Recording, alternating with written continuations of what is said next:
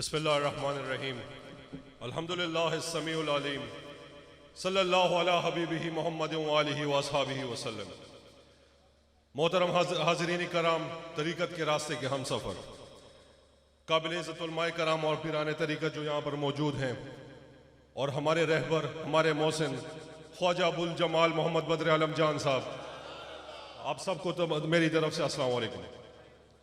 ایک دفعہ میرے ساتھ نعرہ تکبیر، نعرہ رسالت، نعرہ حیدری۔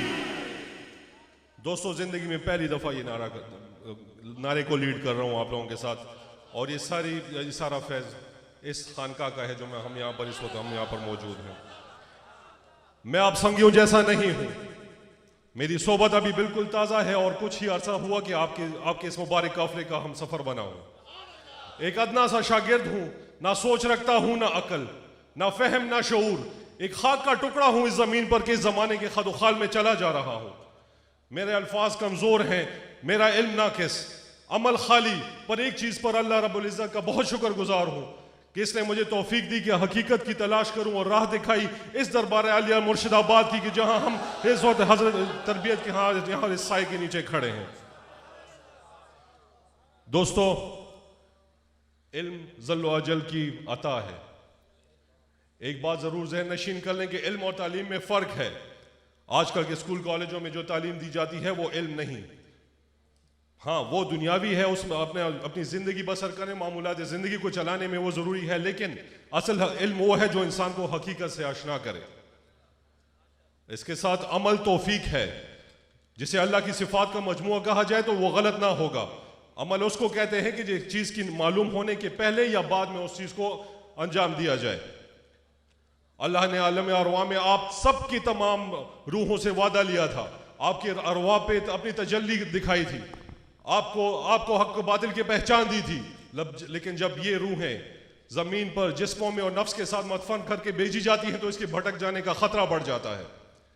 ہماری روحوں کی تہوں میں ابھی تک وہ وعدہ اب بھی رچا بسا ہے، پر جب وہ اپنی پہچان بھول جائے، اس تجلی لا زوال کو بھول جائے اور مگن ہو جائے اس روز کی معمولات میں اور دنیاوی خواہشات میں، ضروریات میں، اور مال اور کو فوقیت دینا شروع کر دے، تو اسی روح میں ایک کشمکش پیدا ہو جاتی ہے۔ یہ کشمکش اللہ کی دین ہے، جو کہ نفس اور روح کی ایک جنگ ہوتی ہے۔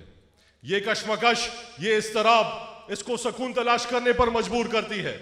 یہ مضطرب روح وہ گوشہ چاہتی ہے کہ رب سے کیے ہوئے وعدے کو نبھائے، پر منزل کے درمیان میں حائل نفس اس کو اس حقیقت سے دور رکھتی ہے۔ یہی علم، یہی اضطراب اور یہی عمل کے تسلسل میں انسان زندگی بسر کرتا ہے۔ علم اور عمل جسمانی ہے، جبکہ اضطراب روحانی۔ یہی وہ اضطراب تھا جس نے آدم علیہ السلام سے خدا کی مرضی کے خلاف عمل کروایا، جبکہ علم نے ان سے معافی دلائی۔ یہی وہ اضطراب تھا جس نے ابراہیم خلیل اللہ کو اپنے بیٹے کی گردن پر چھری پھیرنے پر آمادہ کیا۔ یہ ایک صالح عمل تھا جس نے یوسف کو زلیخا سے بچایا، جبکہ علم کی بدولت قید سے ان کو رہائی ملی۔ یہ علم تھا کہ یہ اس موسیٰ کی مضطرب روح ہی کو ان کو کوئی طور پر لے کر گیا، وہاں سے کلیم اللہ بن کر اترے۔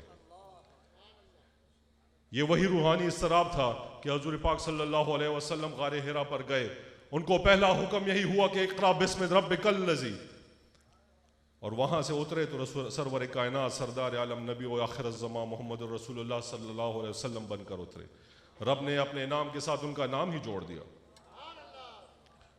قرآن اسی علم کا مجموعہ ہے اور حدیث اس کی تفسیر۔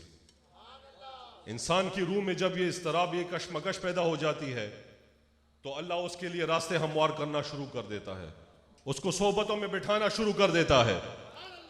اقبال کا قلم مضطرب تھا، پر علامہ اقبال بنا اپنی صحبت سے۔ رومی کے پاس علم تھا، پر مولانا روم بنا شمس تبریز کے ایک لمحے کی صحبت سے۔ اور امام بصیری کے مضطرب قلم سے جو قصیدہ بردہ شریف جو لکھا گیا، وہ حضور بھی اس پہ جھوم اٹھے اور خود اس کو قبول کیا۔ اللہ رب العزت کی شان ہے کہ اس روحانی کشمکش کو اس نے انبیاء تک محدود نہیں رکھا، بلکہ ایمان رکھنے اور نہ رکھنے والوں میں یہ صلاحیت تھی، ہے اور رہے گی۔ حضرت عمر بن خطاب کو قرآن کی سماعت نے اضطراب میں ڈالا اور جلیل القدر خلیفہ بنے، جن کی پکار سے دریا بھی رک جاتے۔ ہماری آج کل کی زندگی اپنی خواہشات، ضروریات اور تمناؤں کی غلام ہے. اسی میں ہم اپنی راحت اور سکون قلب تلاش کرتے ہیں. تعلیم حاصل کر کے اب بڑا آدمی بننا چاہتے ہیں جس کے پیچھے مقصد حقیقت نہیں، یہ دنیاوی فائدہ ہوتا ہے. کامیابی تو اس میں ہے کہ وہ علم حاصل کیا جائے جس نے حقیقت کی پہچان دلائے، اور حقیقت صرف اللہ رب العزت کی ذات ہے. اس کا قرب، انسان کا سکون، اس کا ذکر، توانائی، اس کی ثنا، درجات، جبکہ اس کے محبوب رسول محمد صلی اللہ علیہ وسلم کی محبت راحت، ان پر درود و سلام نجات، اور ان کی ذات اطہر شفاعت ہے. آج کل ہم سب مسلمانوں کا یہ حال ہے کہ امام غزالی نے فرمایا، فلسفہ رہ گیا تلقین غزالی نہ رہی، رہ گئی رسم اذاں روح بلالی نہ رہی.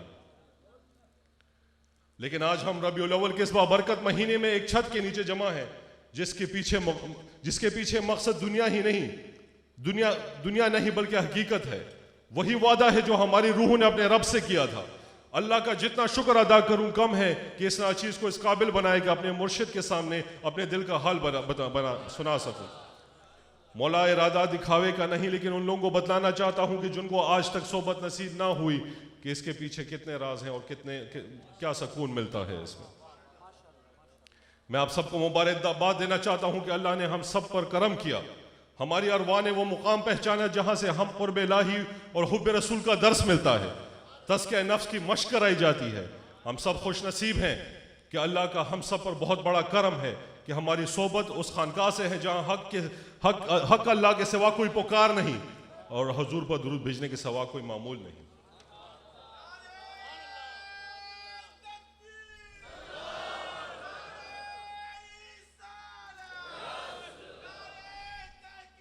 اب چار یار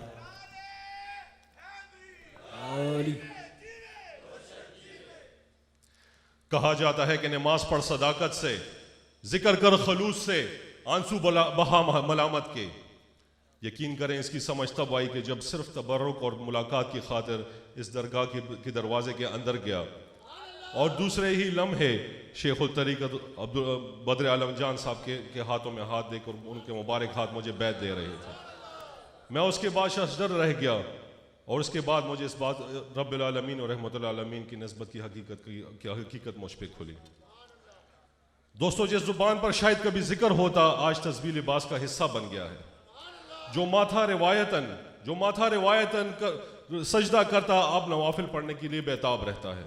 جس آنکھ سے کبھی آنسو نہ ٹپکا تھا اس سے ملامت و تشکر کا پہلا قطرہ اس خانقاہ کی در و دیوار میں اترا ہے. ورنہ تو کتھے مہر علی کتھے تیری ثنا، گستاخت اکھیاں کتھے جاڑیاں. دوستو، جن در و دیوار میں صبح و شام ذکر الہی ہو اور درود و سلام پیش ہو، وہاں سے رغبت ملے تو تب اس آیت کی سمجھ آتی ہے کہ فَاسْكُرُونِي أَذْكُرْكُمْ وَاشْكُرُوا لِي وَلَا تَكْفُرُونَ.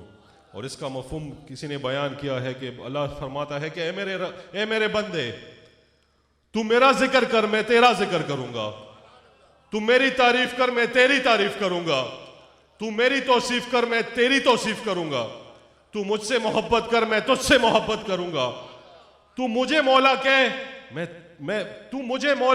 میں تجھے بندہ کہوں گا، تو میرا ہو جا میں تیرا ہو جاؤں گا، تو اللہ اللہ کہہ کر میری الوہیت کے ڈنکے بجاتا جا، میں بندہ بندہ کہہ کے تیری عبودیت کے ڈنکے بجاتا جاؤں گا.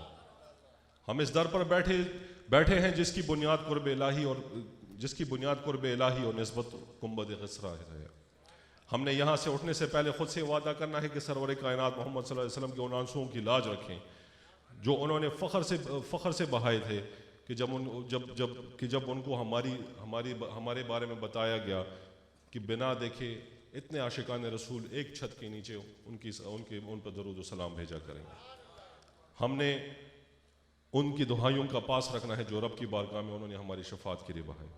اے حبیب اللہ، سارا قرآن تیرا رنگ بیاں لگتا ہے، اس کا قاری ہوں کہ تیری زبان لگتا ہے. سوئے افلاک جب بھی نظر اٹھتی ہے ناصر، چاند بھی مجھے تیری ایڑی کا نشان لگتا ہے. سوچتی تو ہوگی دنیا مصطفیٰ کو دیکھ کر، وہ مصور کیسا ہوگا جس کو یہ تصویر ہے.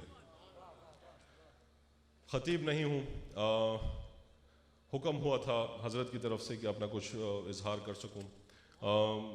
آپ کی لائن کا اہل سنت والجماعت کی اس جماعت کا چھوٹا سا شاگرد ہوں. اگر مجھ سے کوئی غلطی ہوئی ہو تو مجھے معاف کر دیجیے گا, کوئی اصلاح ہو تو بعد میں بتا دیجیے گا اس بارے میں. اور دعا گو ہوں کہ اس درگاہ سے, اس خانقاہ سے ہمارا نسبت جڑا رہے, اور جو فیض ہم سب یہاں پر ہمیں مل رہا ہے اس کا ہم حصہ بنے اور اس کو آگے بڑھا سکیں. جی بہت بہت شکریہ جی, اللہ حافظ.